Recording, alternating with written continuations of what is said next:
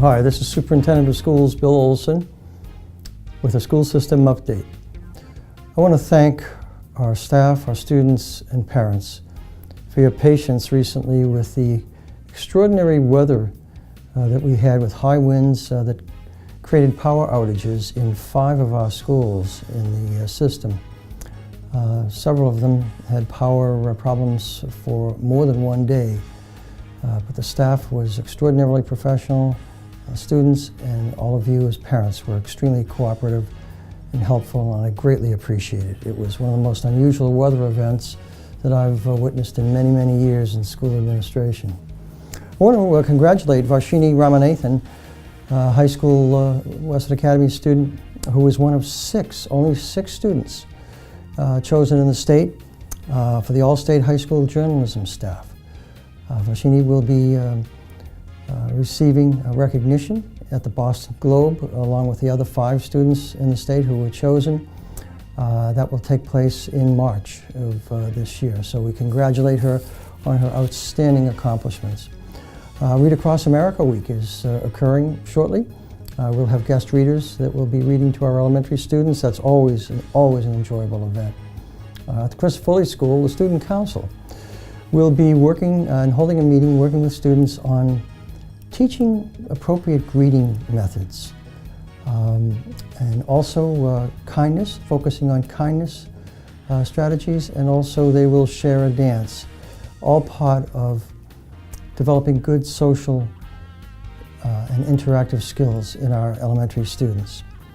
At the Stony Brook, science teachers Mindy Schneer and Jennifer Twitchell have informed me that 6 teams of 6th grade science students have been selected for a regional competition in Chicopee in March in the National Geographic Tackling Plastics competition.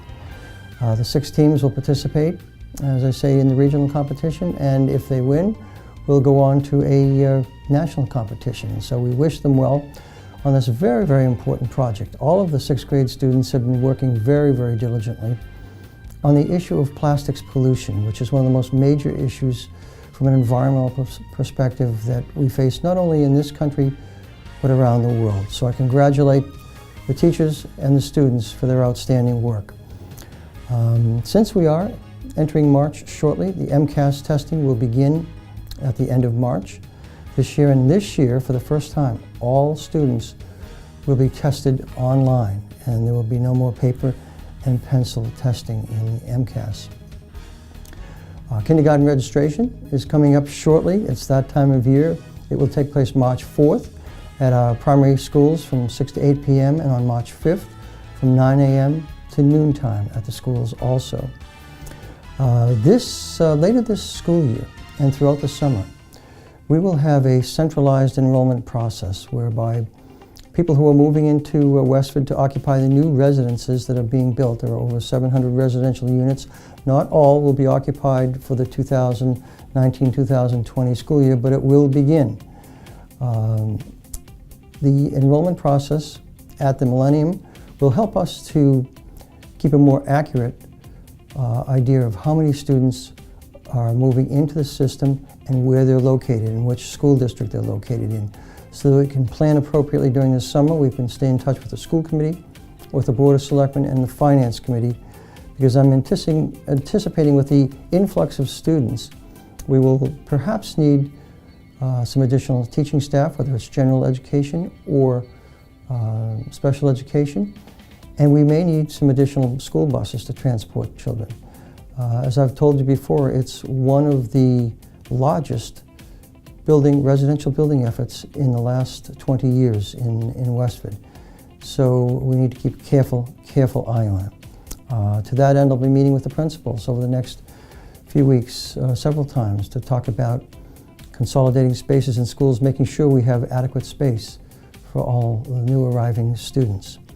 Our redistricting committee continues to work on the elementary redistricting and middle school redistricting. Now please keep in mind once again that the redistricting will not take place until the 2020-2021 school year. So it's not next year, it's 2 years from now.